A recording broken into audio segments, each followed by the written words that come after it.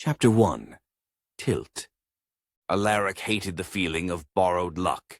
It crept up his spine like static, humming in the space between his thoughts, like the air before a storm. And right now, as he stood at the entrance to the market, that feeling was screaming at him. But the streets were packed, too packed, and he could feel his body automatically trying to pull the karma into him. It hung thick in the air, shifting and swirling around him in invisible currents. He could feel it brushing up against his skin. Some of it good, most of it not. His coin pouch was already lighter than it should have been. The merchant guild hadn't paid him since he left his apprenticeship, and he'd been dodging collectors for the last 3 days. If he didn't get lucky, real lucky by nightfall, he'd be sleeping in a gutter and hoping the storm clouds were bluffing. Alaric moved through the crowd with practiced caution, brushing past vendors hawking silver fruit and chalk-burned incense, ducking under swinging banners stitched with red thread. One vendor caught his eye, a woman with crow-black eyes and shelves full of salvaged trinkets. She grinned when she saw him. "Back again, boy? Still living off scraps?" He smiled thinly. Living's living. She laughed and tossed him a piece of stale bread. It arced lazily in the air. He could feel it then, a ripple in his mind. The bread, which should have hit the ground at his feet, was suddenly caught by a strong gust of wind and landed cleanly in his palm. A relatively small change, barely a trickle, but it was enough. Someone else in the crowd would lose a hat to that gust, or maybe drop a coin down a sewer grate. He clenched his empty hand into a fist, internally reprimanding himself. But his powers wouldn't listen. They never really had. Not since the day he ducked into a side alley to avoid a creditor, and the entire scaffold collapsed behind him, crushing the man he'd been running from as well as a bystander who had been too close. The mages who found him had called it potential. He hated it. He shoved the bread into his coat pocket without tasting it. He could feel the karma clinging to him, rising under his skin like static. The more he stayed in the crowded space, the more his body would draw it in, and he really didn't need one of the mage guards noticing the fluctuations. A child ran past him, barefoot and shrieking with laughter, chased by a woman carrying a dripping bundle of laundry. Their path knocked a bucket off a cart, sending dirty water splashing across the cobblestones.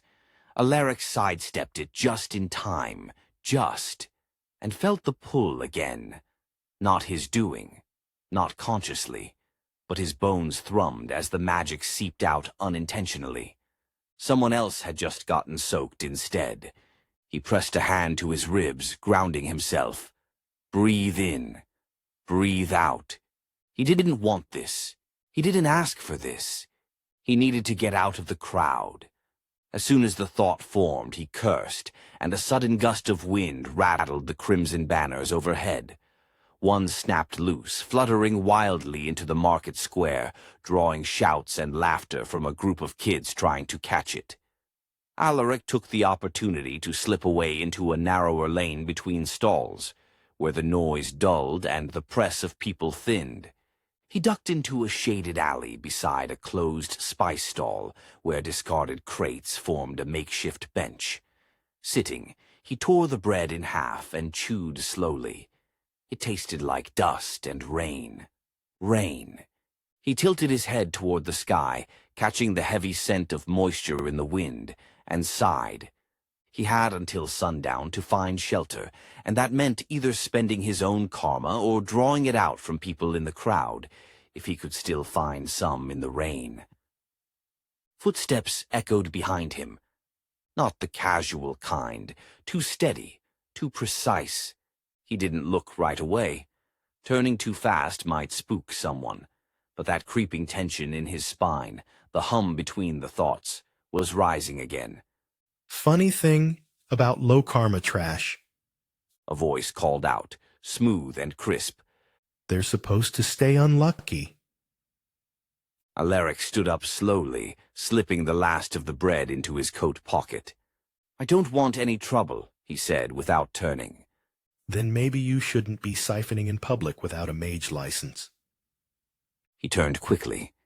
The man was tall and clean-cut, dressed in the deep navy cloak of a guild-sanctioned mage.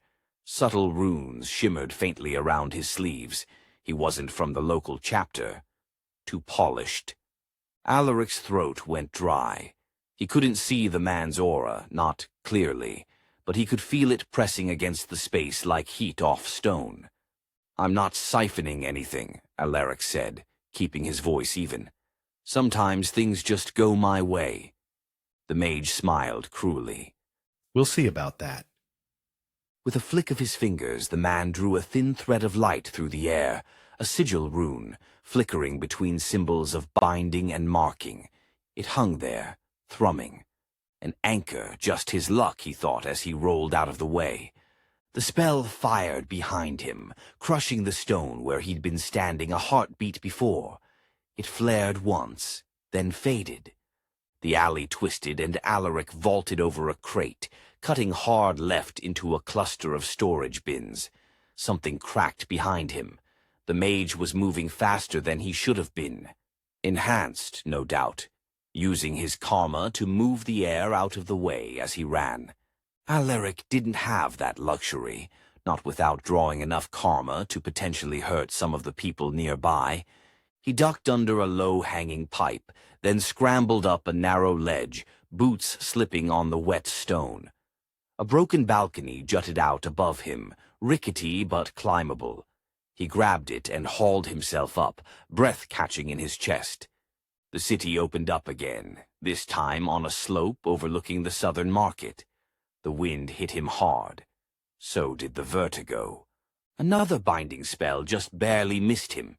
The mage was still chasing him. Alaric reached, not with his hands, with his instincts, for the threads around him. There, a gutter nail, loose, a merchant's canopy stretched too far, a man about to step into a puddle with both arms full of crates. He shifted slightly, letting the current brush him.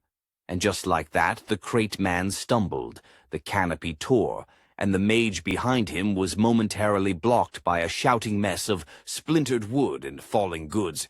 It wouldn't buy much time, but it might be enough. Alaric ducked behind a weathered door and vanished into the warren of the lower slums, heart hammering. He didn't stop until he reached the edge of the district, where the buildings leaned together like drunks, and no one asked your name. Only then did he let himself breathe. He sat with his back against an ally wall, catching his breath in ragged bursts. The rain had started falling now, soft and sparse, but it still started to dampen his clothing. He wiped his face and looked around. The alley was quiet. Lanterns glowed dimly in the windows. He felt the stress from the encounter like a damp cloth on his shoulders. That had been a guild mage, someone strong enough to sense his siphoning even when it was happening outside his control. He had almost certainly reported him by now. He pulled out the piece of bread and stared at it. His stomach twisted. He bit into it and his stomach felt hollow. He had to get out of the city and to somewhere his powers wouldn't draw as much. He finished the bread and stood. He was going to get his power under control. No more crowds, no more accidents. He wouldn't use anyone else's karma.